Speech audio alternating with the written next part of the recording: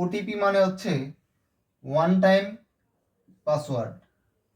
Pin মানে হচ্ছে personal identification number.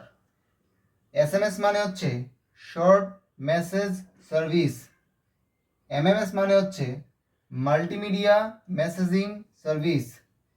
Wifi মানে হচ্ছে ওয়্যারলেস ফিডেলিটি। জিপিএস মানে হচ্ছে গ্লোবাল পজিশনিং সিস্টেম।